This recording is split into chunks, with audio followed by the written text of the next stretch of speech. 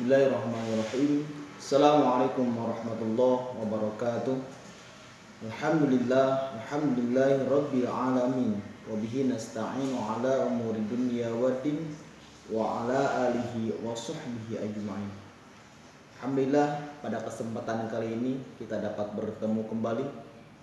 Mudah-mudahan channel ini bisa bermanfaat, khususnya untuk saya, umumnya untuk semuanya, di dunia maupun di akhirat. Amin ya Allah ya rabbal alamin. Pada kesempatan kali ini saya ingin mencoba membahas tentang dasar hukum Islam. Islam merupakan salah satu pegangan yang bisa menjamin kehidupan selamat di dunia dan di akhirat. Kalau kita memegang hukum Islam dengan erat, maka jaminan hidup dunia dan akhirat insya Allah ada di dalam keselamatan. Hukum dasar Islam ada beberapa bagian. Yang pertama, hukum dasar Islam itu bersumber pada Al-Quran. Al-Quran merupakan firman Allah Subhanahu wa Ta'ala untuk seluruh umat manusia, dari awal diturunkan kepada baginda Nabi Muhammad sampai pada hari kiamat. Al-Quran akan senantiasa relevan. Al-Quran akan senantiasa menjadi sebuah jawaban dari setiap permasalahan. Yang kedua, sumber hukum Islam itu adalah hadis. Apa yang disebutkan dengan hadis? Hadis merupakan ucapan, perbuatan, perilaku baginda Nabi Muhammad SAW. Jadi yang disebutkan hadis itu bukan sekedar ucapan, bukan sekedar qala Rasulullah SAW, tapi juga ada yang disebutkan hadis af'ali, hadis takriri dan lain sebagainya. Itu pun merupakan sebuah hadis. Dan hadis juga merupakan dasar hukum nomor kedua setelah Al-Quran. Ada sebuah pertanyaan, apakah cukup menjawab seluruh permasalahan yang datang, yang ada pada Quran dan hadis?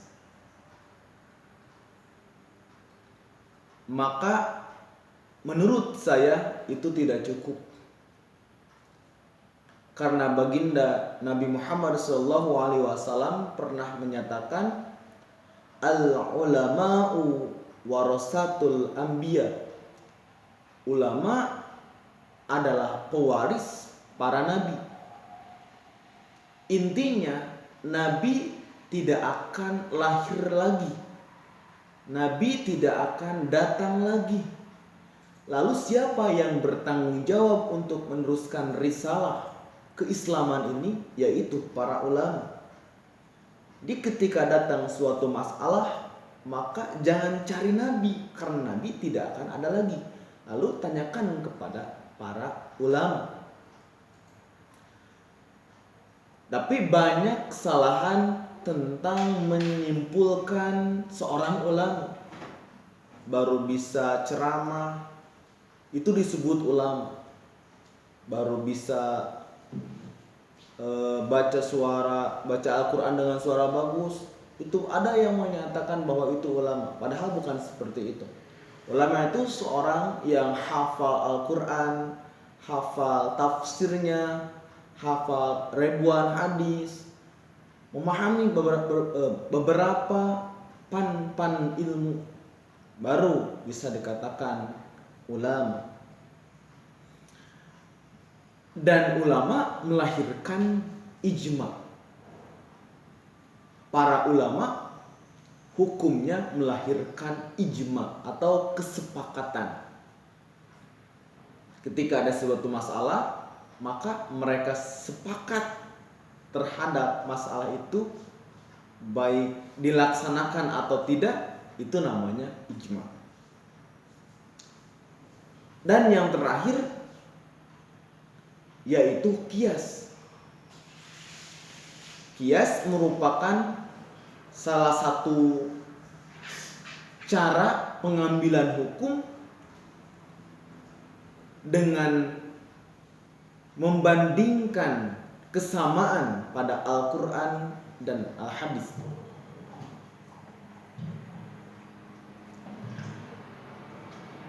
Baik, pada kesempatan kali ini saya akan menjelaskan dalil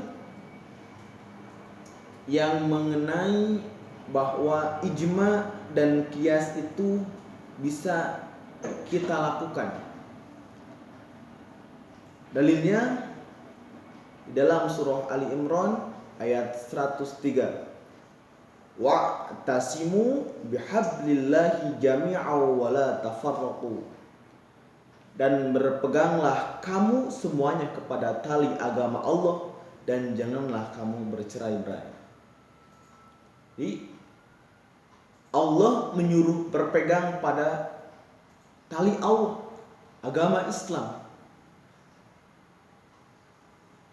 agar kita kuat dan jangan bercerai-berai. Intinya kita harus bisa menyamakan pemahaman.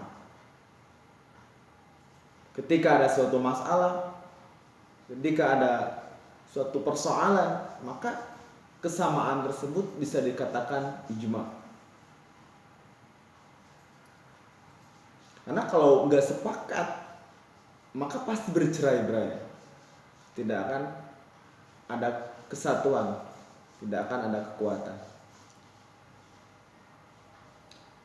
Dan yang jadi dalil qiyas pun dari dulu sudah pernah dilakukan oleh baginda Rasulullah SAW. Beliau sering menjawab suatu masalah melalui sebuah kiasan. Salah satunya pada seorang pendai